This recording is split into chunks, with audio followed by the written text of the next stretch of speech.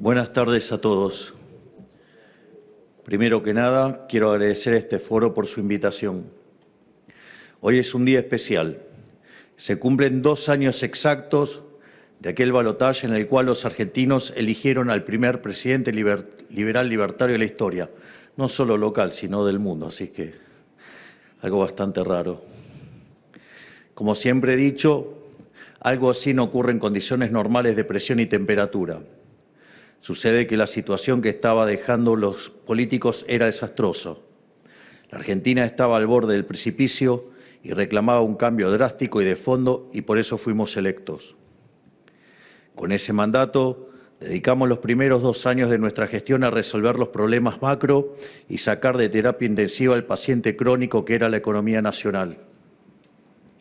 Hoy, 2 años después, comenzamos una segunda mitad de mandato que dedicaremos a generar las condiciones para crecer lo más posible, lo más rápido posible.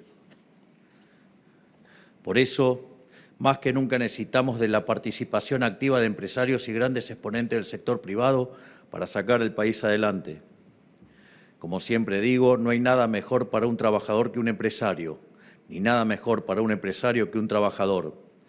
Por eso, espacios como este son cruciales para construir la Argentina del mañana. Y esto es así porque hoy estamos en el umbral de un cambio gigante en nuestro país. Acabamos de atravesar unas elecciones muy complejas, que fueron una prueba de fuego para nuestro programa económico, el programa más reformista de la historia.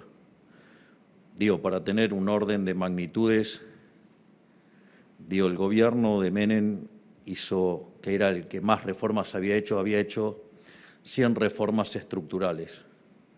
Nosotros en 20 meses hicimos 10.000 reformas estructurales.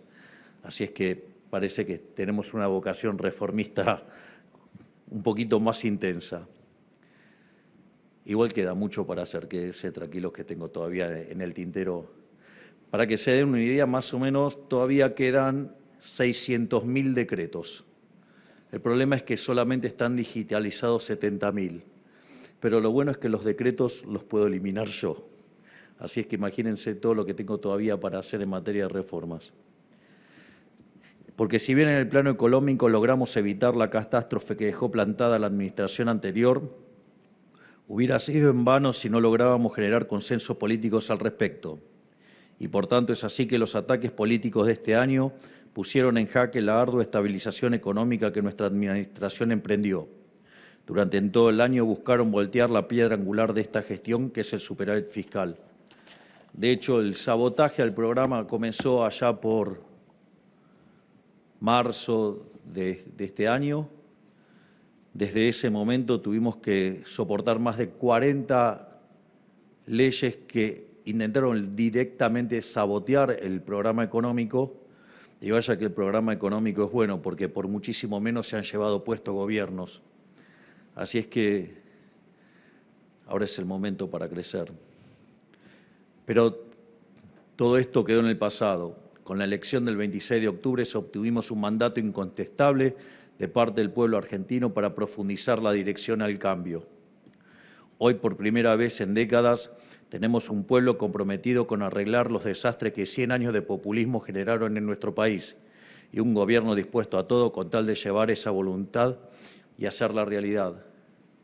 Hay un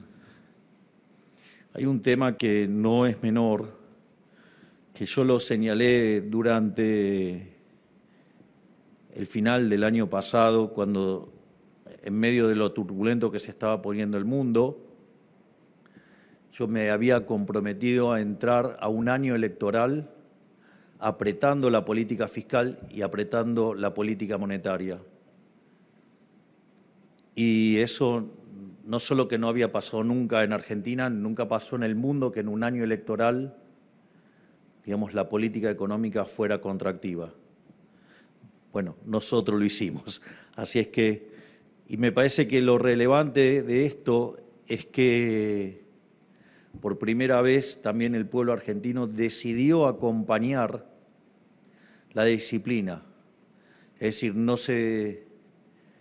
no cayó, ante el soborno de la política, de recibir algo durante el año electoral y después tener que pagar mayores costos. Así es que eso también me parece una señal muy importante desde el punto de vista de los argentinos, ¿no? De haber decidido elegir por hacer bien las cosas y no caer en la trampa populista. Y nosotros vamos a hacer todas estas propuestas en realidad porque básicamente va a suceder porque hoy el programa económico tiene 5 anclas. Como dijo recientemente el economista Federico Domínguez, a las 3 anclas que todos ya conocen, que es la cambiaria, la monetaria y la fiscal, y que es lo que aseguraron el programa económico hasta octubre, hoy se le suman 2 anclas más, el ancla geopolítica y el ancla política. El ancla política es clave. Argentina hoy tiene la posibilidad de ser protagonista de un cambio radical en las reglas de juego globales. Estados Unidos necesita un aliado firme en América Latina para ayudarla a ordenar un continente descarriado por décadas del socialismo del siglo XXI. Perdón, pero el atril es chiquito y los papeles se me juntan. Y por otro lado, el ancla política no es ni más ni menos que la voluntad de la gente que le dijo que no al pasado. Es nuestro mandato popular y es el ancla más sagrada de todas porque posibilita y fundamenta a todas las otras. Sin el apoyo de la gente, cualquier acción del Estado es vacía y por eso nunca hay que darlo por sentado.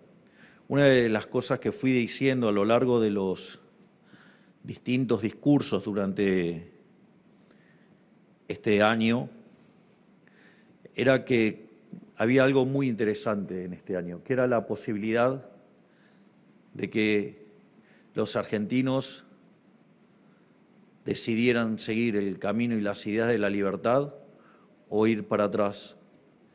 Y que si bien eso en el medio generaba turbulencias y generaba situaciones complicadas, porque como en el ajedrez las negras también juegan, era importante testear la voluntad de cambio que tenían los argentinos. Y esto es interesante porque 2/3 de los argentinos decidieron abrazar el rumbo hacia las ideas de la libertad y decidieron no volver al pasado. Y eso a mí me parece una nota muy importante.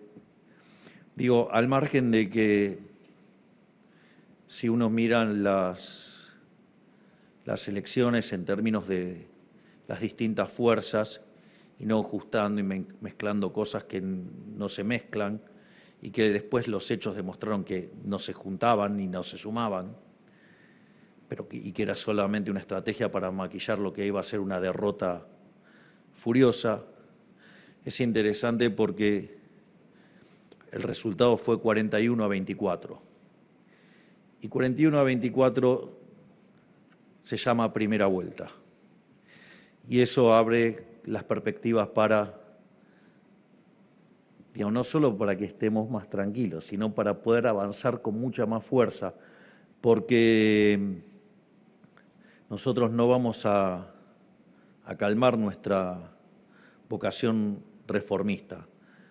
Y el apoyo que hemos tenido lo que va a hacer es que aceleremos aún más. Así es que abróchense los cinturones porque van a haber muchas más reformas. También tenemos que entender que esto no sucedió nunca antes en nuestra historia. Ningún gobierno vivo experimentó, ningún argentino vivo experimentó nada similar a lo que vamos a vivir en los próximos años. No solo desde lo económico, dado que hace más de 120 años que Argentina no estaba en superávit sin default, sino desde lo político. Para que se den una idea, hoy tenemos el mismo nivel de popularidad que al empezar el gobierno, pero con el triple de poder legislativo. Y esto luego de haber hecho todo el trabajo sucio de ordenar las cuentas públicas en estos 2 años. Si en diciembre del 2023 le decíamos que íbamos a estar así hoy, creo que ninguno de ustedes se lo hubiera imaginado. Esa es la realidad. Y por eso hoy tenemos la posibilidad de desandar 100 años de errores económicos, 100 años que vieron la caída de nuestro país a la mitad de la tabla en el concierto de las naciones y a nuestro pueblo en la pobreza. Y que dicho sea de paso, si la crisis hubiera estallado, junto a la hiperinflación, hubiéramos visto niveles de pobreza arriba del 90% y hoy estaríamos viviendo una realidad como la de Venezuela. A veces es muy difícil internalizar el contrafáctico. Y a veces cuando uno lo describe también parece como exagerado, pero los que estuvimos sentados en la silla eléctrica ya les vamos a contar algún día lo que es vivir una temporada en el infierno.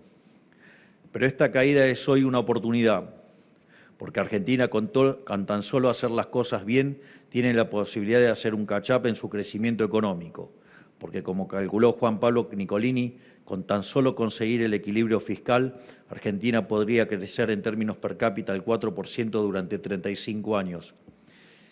Esto también es interesante porque esto lo mismo lo señala el propio Nicolini, que señala que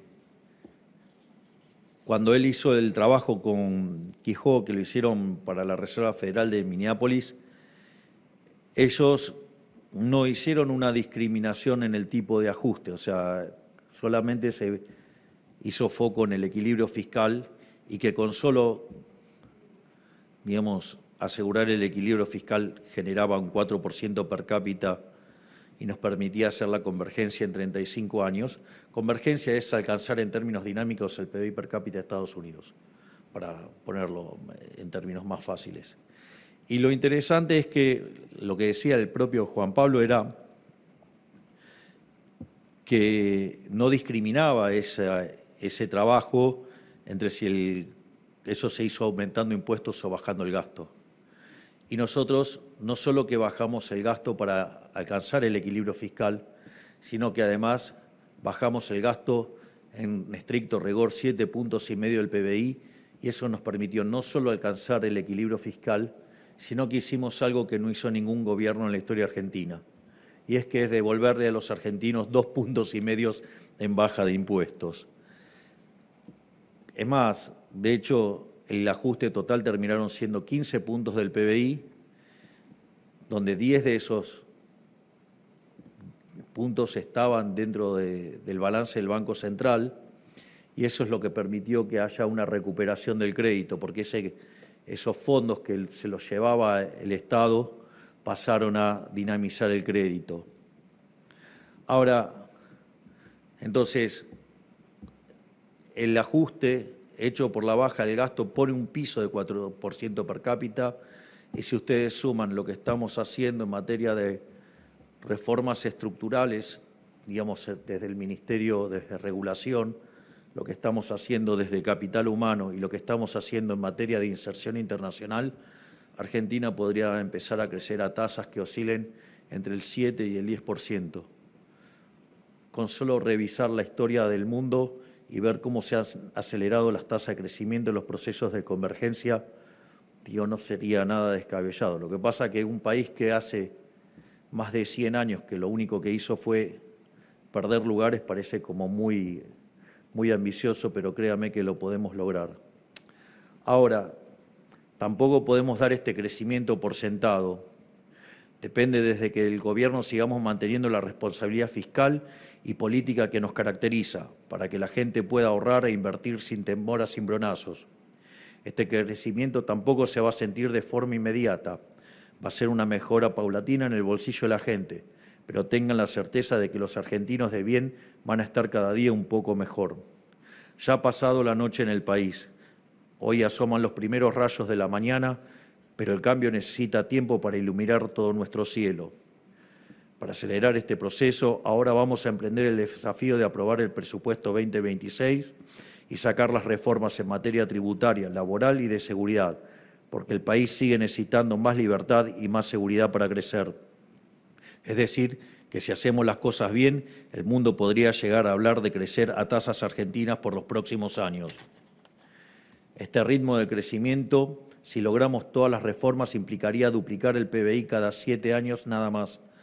Esto no es un tema menor, porque esto significa que podríamos llegar a acelerar el ritmo de la tasa de crecimiento en la primera etapa, no digamos de manera permanente, sino en la primera etapa de la convergencia, a tasas del 10. De hecho, eso fue lo que hizo China. Y de hecho, China lo logró hacer durante 15 años. Por lo tanto, terminó cuadruplicando el PBI en 15 años. Y eso sí se puede hacer, y lo que requiere es, no hay que inventar nada, hay que hacer lo que los libros de texto dicen. Y créanme que ninguna de las cosas esas que hay que aplicar, yo tengo miedo en aplicarlas. Imagínense, bajé el déficit fiscal en 15 puntos el PBI, el resto de las cosas. Así que estamos hablando de que cada joven que ingresa a la secundaria termine la misma en un país radicalmente diferente. Estamos hablando de que gente que sepa que mañana siempre va a ser mejor. Estamos hablando de volver a ser grande de una vez por todas a la Argentina nuevamente. Pero nada de todo esto sucederá como parte o una obra de magia. Requiere de inversión local y extranjera para recapitalizar un país brutalmente descapitalizado. Por primera vez en mucho tiempo existen los incentivos correctos para que los ahorros de los argentinos puedan convertirse en inversión para así multiplicarse. Esto hará que año a año crezca el PBI, el empleo y, en consecuencia, los niveles salariales, dada una mayor cantidad de empresas teniendo que competir entre ellas para atraer empleados. Porque de eso se trata la virtud del crecimiento del PBI, que no es otra cosa que el aumento de la productividad. Todos nos beneficiamos de un país más productivo y más empresas quieren participar de la economía de un país productivo, empujando aún más el crecimiento, demandando más mano de obra, reduciendo el desempleo y mejorando los salarios. Y esto es fundamental para lo que nosotros llamamos la batalla cultural. Cuando las ideas correctas se ven materializados, se multiplican sus defensores. Porque a fin de cuentas, lo que mantuvo trabada a la Argentina durante tanto tiempo fue la proliferación de ideas anticrecimiento. La política se revolvía en torno a un chamanismo económico cuya propuesta era emitir dinero a mansalva y frenar la inflación haciendo la danza de la lluvia. La realidad es que, es más, teníamos dirigentes políticos que festejaban defoltear la deuda soberana como si no tuviera consecuencia alguna para los ciudadanos y le vendían a la gente la falsa creencia de que se puede gastar más de lo que se genera eternamente, o sea, lo que nosotros llamamos el riesgo Cuca. Y el tema de la batalla cultural no es un tema menor, o sea, es un tema mucho más importante de lo que parece, porque nosotros en general tenemos 3 líneas de acción. Tenemos la de la gestión, digamos, la cual es bastante tangible, se ve con regularidad. Tenemos una parte que es el trabajo en la arena política. De hecho, mi hermana, digamos, creó el partido y en solo 6 meses logró ponerlo en los 24 distritos, y no solo eso, sino que además, a pesar de la campaña más brutal que se hizo en la historia, porque le ganaron a la del 23, a pesar de eso, sacamos el 41% de los votos y 2/3 de la Argentina se pintó de violeta, cuando todos, 15 días antes o un mes antes, creían que el gobierno se caía. Y no solo eso, sino que además, otro tema también muy importante para nosotros y que creemos que es lo que le da sustentabilidad a esto, es lo que es la vía de la batalla cultural. Es decir, si las personas no están comprometidas con las ideas, uno puede hacer un buen gobierno, 2 buenos gobiernos, 3, pero tarde o temprano el germen del socialismo siempre está ahí. Miren, yo me acuerdo, para entender cómo funciona esto, me acuerdo que una vez un amigo mío había ido de vacaciones a Cuba y entonces había un chico que estaba todo el día pidiéndole plata. Y claro, obvio, cuando llegaba un momento, digamos, se cansaba y le daba $1 y otro, digamos, después le daba otro $1. Claro, lo que uno no se daba cuenta es que eso era más que lo que ganaba estando, digamos, adentro del sistema comunista. Entonces, digamos, en el socialismo, digamos, o quienes son estos parásitos, en realidad tienen el incentivo es todo el tiempo tratar de robar al productivo. y todo es una gran construcción y un gran relato para justamente robarle al sector productivo. Y ellos siempre van a estar el acecho. Y cuanto más fuerte sea el proceso de crecimiento y más prosperidad haya, como ellos son parásitos, más van a redoblar la apuesta. Por eso es tan importante la batalla cultural, digamos, y por eso, digamos, uno tiene que trabajar fuertemente en transmitirle, digamos, los valores a las personas y dejar de manifiesto, digamos, que lo único que traen esas ideas es no solo que traen atraso, sino todo lo que implica en términos de valores.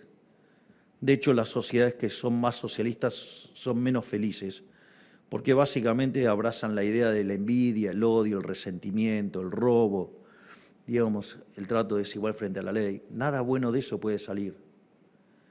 Digo, de hecho, eso era Sodoma, y Sodoma terminó destruida. Entonces, justamente esto es lo que estamos combatiendo día a día en cada paso que damos. Por eso la defensa constante de las ideas de la libertad es tan importante para fortalecer este proceso, porque la credibilidad y el futuro de la Argentina dependen de que esas ideas no vuelvan a conquistar el ideario popular. No podemos permitir de nuevo que el socialismo frene en seco el proceso de acumulación de capital argentino, porque eso es lo único que convierte a las naciones en potencia vía aumento de productividad y calidad de vida. Por esto mismo estamos ingresando ahora en un círculo virtuoso donde crecimiento económico y batalla cultural se retroalimentan. La mejora de la calidad de vida afianza más y más votantes y esto profundiza aún más el crecimiento económico.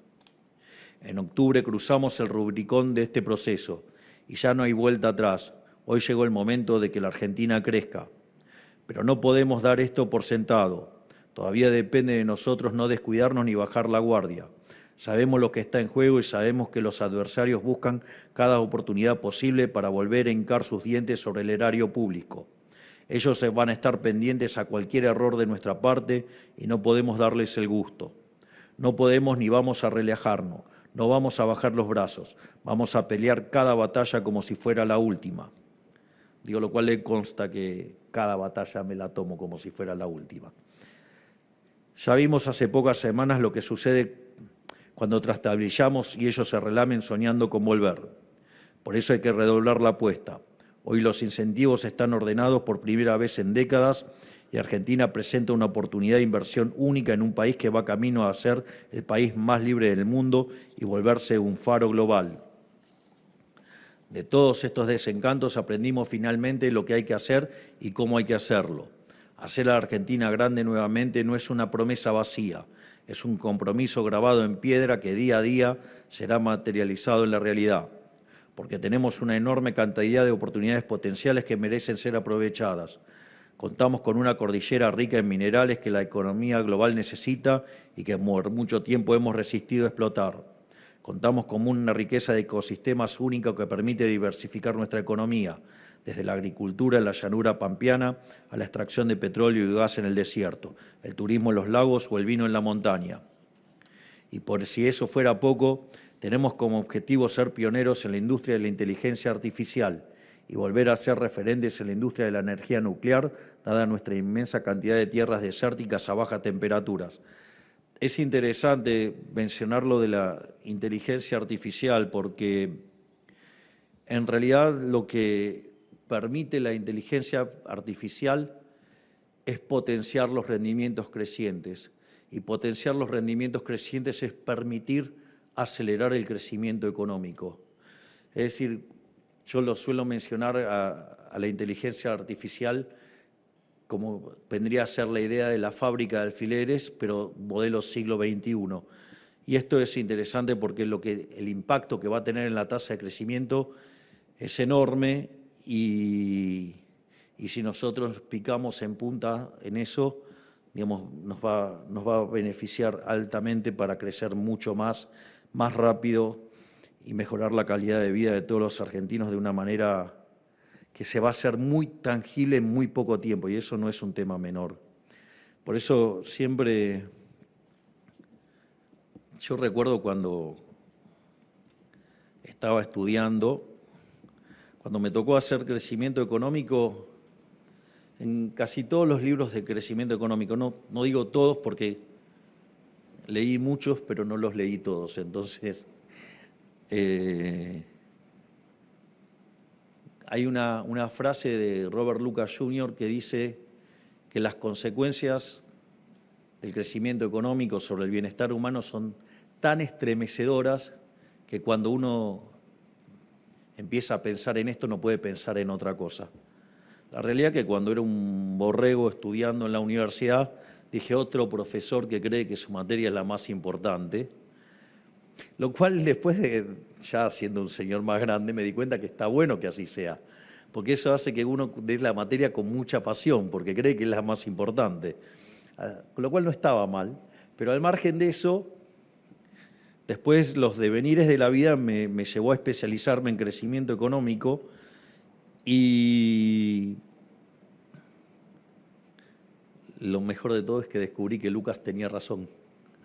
O sea, cuando uno empieza a pensar este tipo de cosas, es tan impactante sobre el bienestar humano que ciertamente no puede dejar de pensar en otra cosa. Debe ser por eso que duermo entre 4 y 6 horas por día. O sea, pero bueno. Al que le gusta el durazno que se banque la pelusa. Así que acá estoy. Y esto, digamos, va a generar que inevitablemente a lo largo del trabajo de la gente valga cada día más. Y esto significa mejores salarios y una economía pujante que permita que los argentinos vivan vidas plenas lejos de la miseria que nos trajo el socialismo del siglo XXI. Para seguir llevando adelante todo esto, lo que hicimos fue nada más y nada menos que volver a abrazar las ideas del capitalismo de libre empresa, que no son otras cosas que los valores morales judeo-cristianos que hicieron grande a Occidente en primer lugar.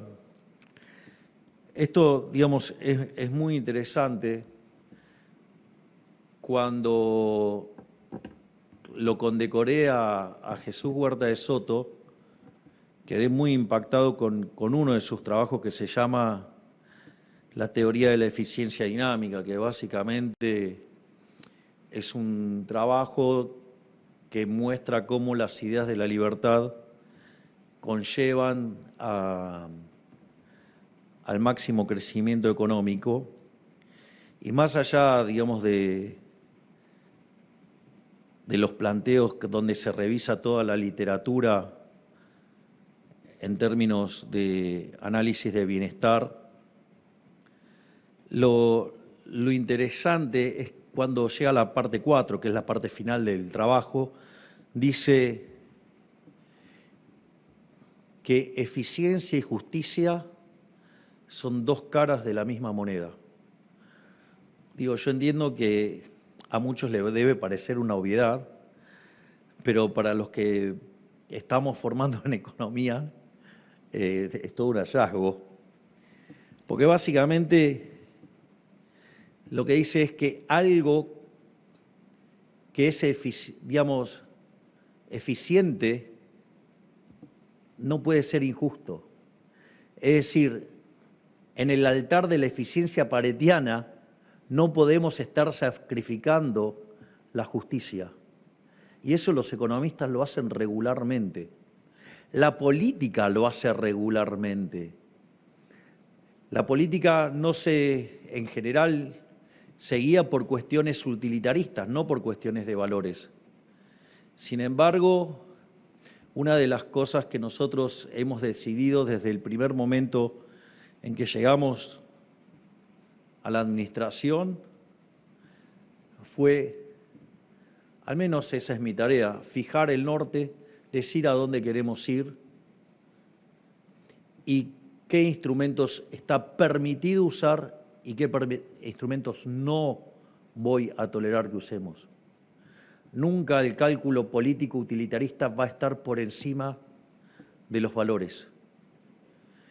Y esto es muy interesante porque cuando ustedes lo plantean en estos términos,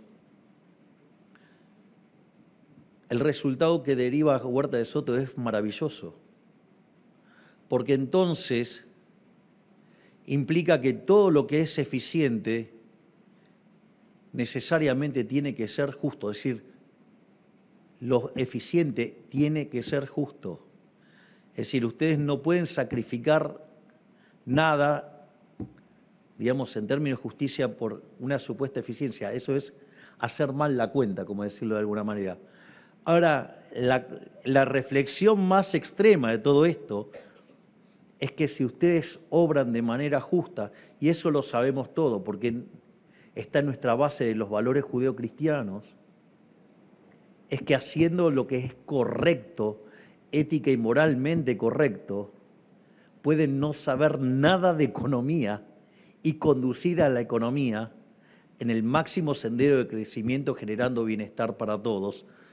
Y eso, además, anclado sobre los valores, generan sociedades mejores, no una sociedad de envidiosos y resentidos que están dispuestos a destruirlo todo, digamos, porque no le gusta al otro.